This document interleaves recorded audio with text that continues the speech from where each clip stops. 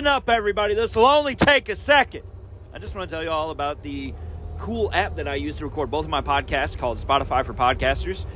You too can download it, start your own podcast, maybe make video podcasts.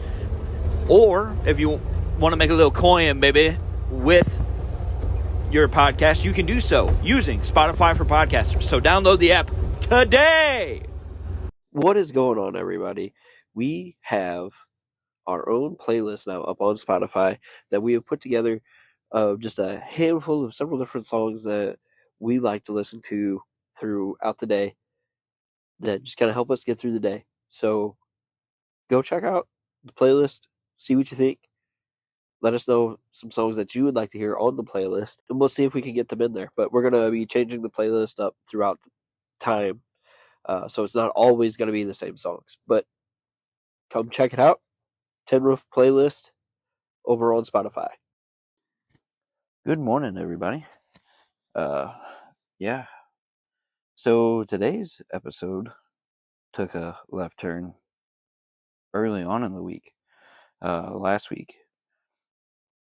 So Tuesday last week, February, I believe that was 6th, we lost Toby Keith, February 5th. And then the next day, we lost Mojo Nixon.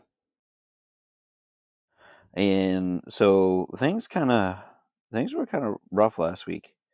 And then there was another death, and we'll get into that towards the end of the episode. Because that one was kind of, well, more kind of, that one was close to me. Last week was a rough one. But we're here to honor, to celebrate, and to have fond memories. But yeah, it's in the series stopped dead in its tracks, and we're just gonna go ahead and move on from here. So for today, we're gonna kind of discuss some things about the life of those who have passed, such as, we're actually going to start with Mojo. So Mojo was actually, his real name is Neil Kirby McMillan Jr., and he was born August 2nd, 1957. Obviously, we know him as Mojo Nixon, but I think one of the funniest things about Mojo was his, he had a quote that he said, like, I can't remember the year, but he went to England went to London specifically, and he was determined to join the Clash. And I can't remember how old he was. He said the year and the age he was, and I can't remember. But so August 2nd, 1957, Chapel Hill, North Carolina. He hailed from Danville, Virginia for a good chunk of his life. Early on in his career, he was paired with Skid Roper, and they were actually on like Enigma Records in the 80s. Their song Jesus at McDonald's from that album was their first single. And their third album was Bode Shuss. What was their second album? Well, let's take a gander. So he was also a member of the United States luge team as an honorary captain in the 90s. So they actually did a song together called Luge Team USA, and that's pretty cool. I didn't really know too much about Mojo. I just knew I really enjoyed his show on Sirius XM in the afternoons, which I didn't even know had an actual name to it, but it was called Loon in the Afternoon. I did know he was a NASCAR fan, and he had a show over on NASCAR's radio station on Sirius XM called Mojo Nixon's Manifold Destiny. And I know that was, a pretty good one. and like he had gone away for a little while back in the early 2000s before like coming back and like going on for almost 20 years. And it was in 2006 whenever his friend Kinky Friedman, which was on Outlaw Radio all the time. I don't even know if Outlaw Radio is still around because I can't find it on my radio anymore. Hopefully it is out there somewhere for somebody to be listening to. But Kinky Friedman, a musician, some of you may be familiar with, some of you may not be, but he ran for governor, which I did not know. And Mojo said, like, if Kinky's going to run for governor, then I'm going to be coming out of retirement to help support him. So one thing that I find really interesting about not Kinky, Mojo was during his unretirement, he had announced it on his website and released an album along with the unretirement called Whiskey Rebellion, and it was a bunch of unreleased tracks that he had in an old shoebox, which is just awesome. That was full of cassette tapes under his front porch. It's just so like outlaw country, so Mojo Nixon. I love it. And he allowed it to be like free downloads, which was a thing that he was a proprietor for. Like he or proponent, not so much proprietor. That's a different word. That means something completely different. But he was a big proponent for because he even said like, you know, it's a way to like spread music and everything. And he actually was like really aggravated with Metallica over the fact that Metallica did not like the whole music sharing thing. So that's really interesting. But he had free temporary downloads of all of his CDs and stuff, including the ones with Skid Roper on Amazon.com back in 2009, actually, like before Amazon boomed into what it is today. And so he did a tour of several Texas locations. And in a press release, he stated, I love this quote, and I really wanted to have it in here because I thought it was really a really like funny yet like intelligent quote. And it's just it's very Mojo Nixon. Can't wait for Washington to fix the economy. Must take bold action now. If I make the new album free and my entire catalog free, it will stimulate the economy. It might even overstimulate the economy. History has shown that when people listen to my music, money tends to flow to bartenders, racetracks, late night greasy spoons, bail bondsmen, go-kart tracks, tractor pulls, football games, and several black I can't even finish it. But my music causes itches that it usually takes some money to scratch. And so I thought it was a really funny quote. In 2013, he had a documentary produced called The Mojo Manifesto, and it was supposed to be released in 2014, but I was like, that recently came out whenever I was doing my research on it, and it actually didn't come out till 2022. But in 2023, Freestyle Digital Media announced that it acquired the worldwide rights to the film, setting it for a March 17th release in 2023 across VOD platforms, also known as video on demand. Mojo was married, and him and his wife Adair have two sons, or had two sons. I don't know the appropriate way to announce that, like pronounce that or whatever.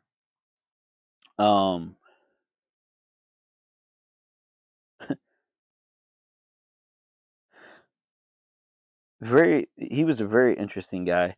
He was even in a handful of films, so like Great Balls of Fire in 1989, Rock and Roll High School Forever in 90. Uh, he, he was Toad in Super Mario Brothers. What? I didn't even recognize that. No way. What? Hang on. I gotta see a picture now. It's like my mind is blown. Okay, yeah, I can totally see that. That's amazing. That is that is excellent. Um, yeah, had no idea. So like that's that's really cool. I'm sorry, I'm just baffled at the moment. But overall he had one, two, three. Overall he had 6 albums with Skid Roper. Solo he had 5 by himself. The Toad Liquors he had 3. And he did a video game soundtrack for Redneck Rampage, and he had a live album called Live in Las Vegas. So he had I mean, pretty pretty good career overall. And I know like a lot of people really obviously loved Mojo. Like he was on the Outlaw Country Cruise, which is where he passed away, and like he went on stage and had an amazing show. Uh, Stayed up after the show and partied, and then had a big breakfast, and then uh, I don't know, obviously all the information because I'm getting it the same way everybody else is getting it, but I guess like he was headed to bed or something and had a cardiac event and left us. So I think to end the discussion on Mojo would be to fondly recall how he would sign off or whatever to go like to a song, or even whenever he would get off the station or whatever, but he would go outlaw country. And so I think that that's a perfect way to segue into Toby Keith. So obviously we uh, lost Toby Keith, and a lot of people keep using the same word over and over again, and I would agree with it. He was an icon, and his real name is Toby Keith Covell. So Keith was not even his last name, but uh, he went by Toby Keith as his professional name, and so that's what we will call him because, yes. So he was a not only a singer, and this is something that I really appreciate about Toby. Uh, he was a singer and a songwriter. And while I was not a fan of some of his later songs, I love "Don't Let the Old Man In." I think "Don't Let the Old Man" is a amazing song, a great one to go out on. I hate that it's one to go out on because it could have went either way. It could have been an amazing triumphant comeback song, but it ended up being a beautiful exit song. Uh, I didn't mean to talk about that here. I wanted to talk about that later. But whenever I started talking about him being a songwriter, I really kind of started to get on a soapbox there. Um, he was an amazing songwriter. The dude wrote Red Solo Cup, a song about a cup that, like, I mean, yeah, people bought it all the time, anyways, to begin with. But if it did not spike the Red Solo Cup sales, I would be incredibly surprised. Like, there was even a monster truck named after it called Red Solo Truck, and that one ran on like the toughest monster truck tour and a handful of other tours, monster truck racing league. um and I got to know the guys really well that ran that truck, and like it, you know, Red Solo Cup was a huge song at the time, and they thought it was really cool to have a truck named that, you know, after a Toby Keith song, which it was really cool.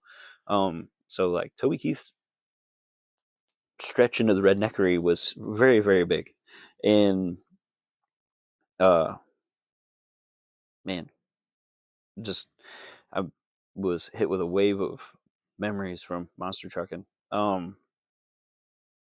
Yeah, I didn't like the song Red Solo Cup along with like some of his more recent ones, but I would never say that the guy was a horrible songwriter or anything like that. And I actually got attacked for saying, not even really attacked. People like tried to come at me with some words like, "Ooh, you weren't a fan." Seems awful gatekeepery of you, but whatever.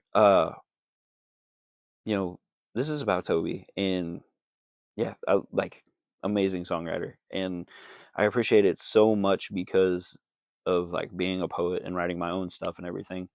That I just, the fact that he was out there writing his own songs is very impressive to me, and it like whenever I was a kid, I just loved his songs. Like, I grew up whenever "Should Have Been a Cowboy" was a thing.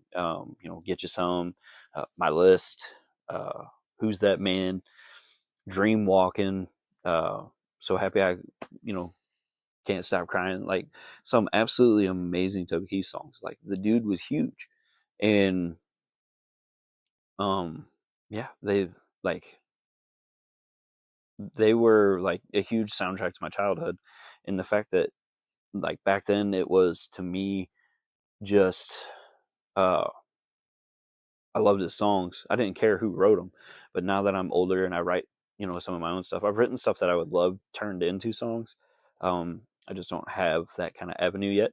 But uh, I love I love music, and obviously because that's why this podcast came to be. But the fact that he wrote them all, or a majority of his songs, just it means a lot to me. And I didn't expect to kind of like do this however long rant of songs, or like of like him being a songwriter, but it did mean a lot to me, and I appreciate it so much, even if I didn't necessarily enjoy his like some of his songs, because like there's just a chunk there. But like I said, do love "Don't Let the Old Man In," and the older stuff like his first album, Toby Keith, Boomtown, Blue Moon, Dream Walking. Those ones were just like so good, and the fact that he had a greatest hits album before 2000 is just incredible, and it speaks volumes to uh, how amazing of an artist he was, and all of that was done under Mercury Records, um, and all of those albums got gold or higher certification, which is just incredible. And his song "Should Have Been a Cowboy" was probably one of the biggest ones during that time period. But then eventually he went to DreamWorks Records, and that was in the late 90s, where he put out "How Do You Like Me Now," and the album was titled the same thing. But then like we see some of his other huge albums that came out underneath DreamWorks, and these ones were like really like where like my love of music began to extremely blossom, uh, with country and rock.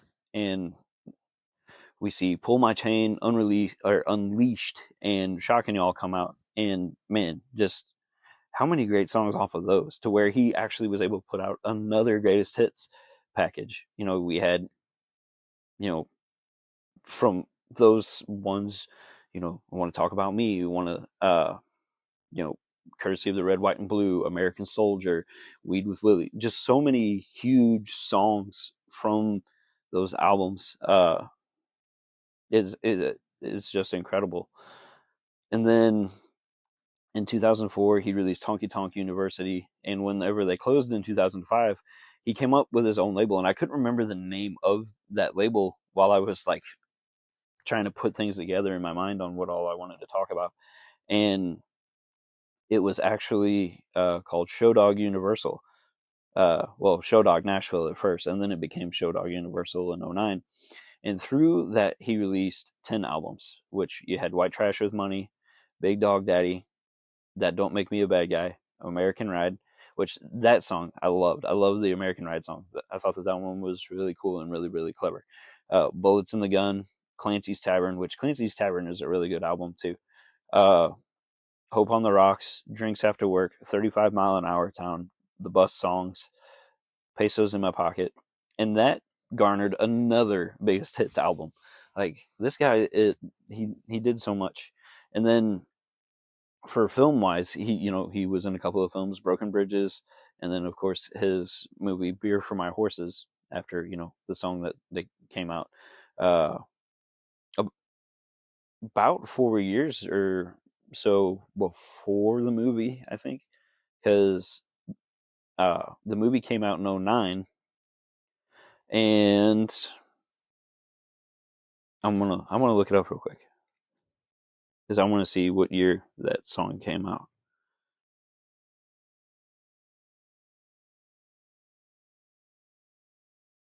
So, Beer for My Horses, the movie came out in 2008, and the song came out in 2002. It was on the Unleashed album, which I couldn't remember which one it was on. If it was on Unleashed or if it was on uh, Shocking Y'all, or if it was on Honky Tonk University. But I knew it was right around the 02 to 05 area, and sure enough, it was on Unleashed. So, yeah, I mean, the dude was like Ford's greatest salesman throughout the 2000s. Um, you know, he was a big fan of Ford's, and Ford sponsored like all of his tours, and that dude loved America. And to me, that's, aside from being a songwriter, I think that's one of the hugest things that I think we need to uh, remember is how much he loved this country and what it meant to him. And his, like, so many American songs, you know, even songs that weren't necessarily like American, like Beer for My Horses. I feel like that's like an American, like, kind of battle cry in a sense too, because, you know, the chorus line and everything about rising up against evil forces. And then, but of course, like the big ones like American Soldier, Courtesy of the Red, White, and Blue, and the list goes on and on. And uh, you know, I'm a big fan of this country, and it means a lot to me. Uh, you know, one of my another one of my favorite artists, or one of my favorite artists, however you want to put it, Aaron Lewis. You know, he has a lot of songs about how much he loves this country and what it means to him, and, you know, how we need to fix things and everything. Um, I think it's important to, and I even kind of hit on it. I think it was last week whenever we talked about Ragged Old Flag, or maybe it was a couple of weeks ago. No, it was a couple of weeks ago because last week was motorsports. So, album covers episode. Whenever I brought up Ragged Old Flag, I really think we need to go back and listen to that song if you have not already. Um, One more thing that I wanted to mention about Toby that I thought was absolutely amazing was in 2003. Nope, I read that wrong. I went to the wrong note. In 2021, uh, Keith was awarded a National Medal of Arts by former President Donald Trump in a closed ceremony alongside Ricky Skaggs. This is not about politics. So if you're listening to this and think it is not. Um, this is about Toby Keith being recognized for this medal. So regardless of how you feel about politics, um, we need to primarily remember in this moment that this is about honoring a man who has passed away. And it's amazing that, okay, Ricky Skaggs has been around longer than Toby Keith as an artist. And I think it speaks volume that he got this National Medal of Arts at the same time Ricky Skaggs did. And it's huge, like, to me, because Ricky Skaggs has done a lot and is an amazing artist. And so to be honored at the same time is a big deal to me. So wonderful, wonderful career that Toby had. I did want to bring up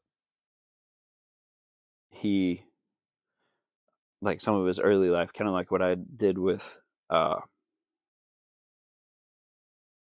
Mojo. I'm sorry, my brain is not working.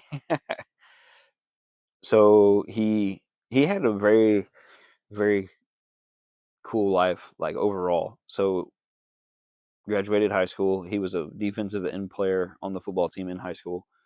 Uh, he was a derrick in the oil fields, which I did not know, which is really, really cool. And he was eventually a supervisor, and he was at like 20 at the time. So young guy, working his tail off.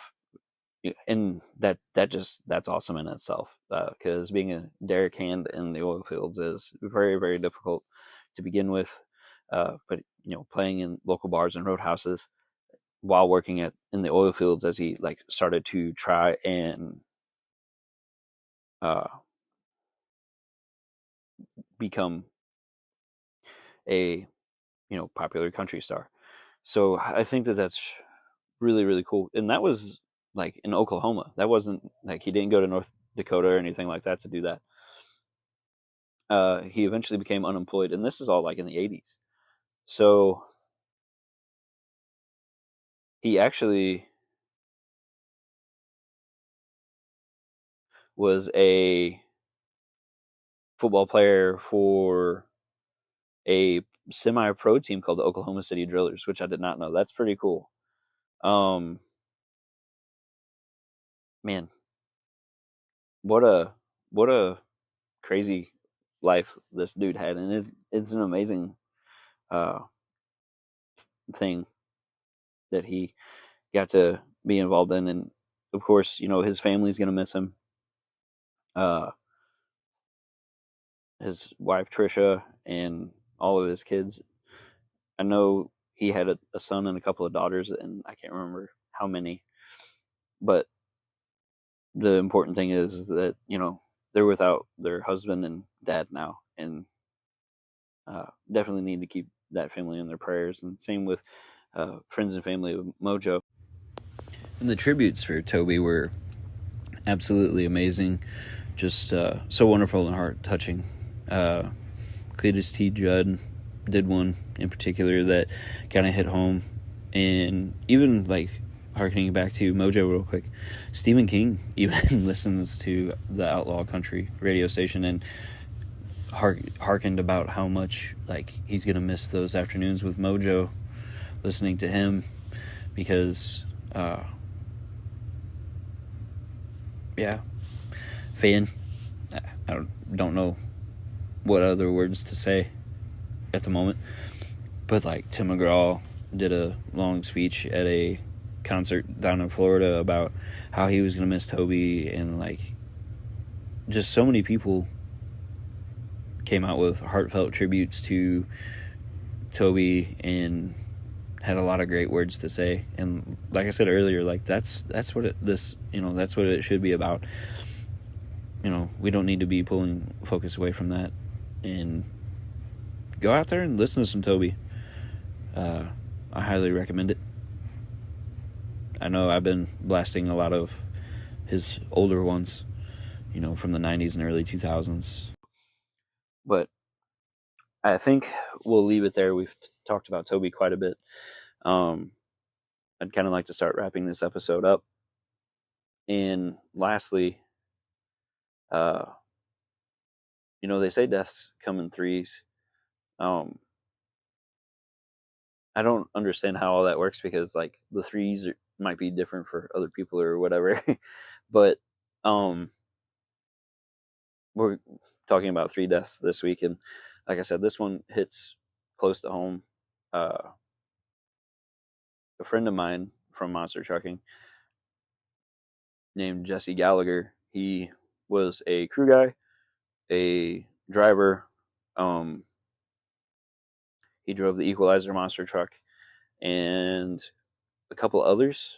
I can't remember the names of the others, but he drove the Equalizer monster truck and was a crew guy for the Equalizer racing team, as well as the heavy hitter monster truck racing team. And he was just a big, lovable guy, loved motorcycles, was very, very nice. Salt of the earth, like just super friendly dude.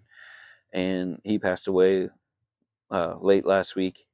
And, I wanted to make sure that he was mentioned here, because he was a friend. Even whenever like our paths kind of separated, like when the Equalizer racing team got sold to a promoter, and so like they weren't running on our promotions anymore whenever I was working for the promoter that I worked for. we stayed in touch for a while through that. And even whenever he went back home to drive a cement truck, and even like starting to drive over the road, we still kind of stayed in touch for a while. But within the like past 3-4 years, we had kind of tapered off. But like, it was still nice to see his Facebook posts and everything about like what was going on with him and stuff.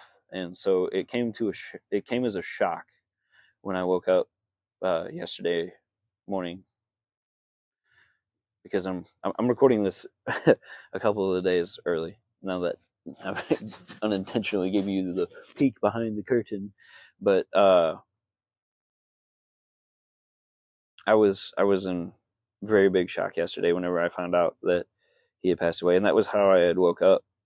I pulled like a alarm went off, and I unlocked my phone and just wanted to clear out some notifications, and that was at the top of my Facebook stuff was that, and it hurt. Young guy, and I know he lost his dad at a young age, and it really hurt him when his dad passed. But dude was just like super nice, would have done anything for you.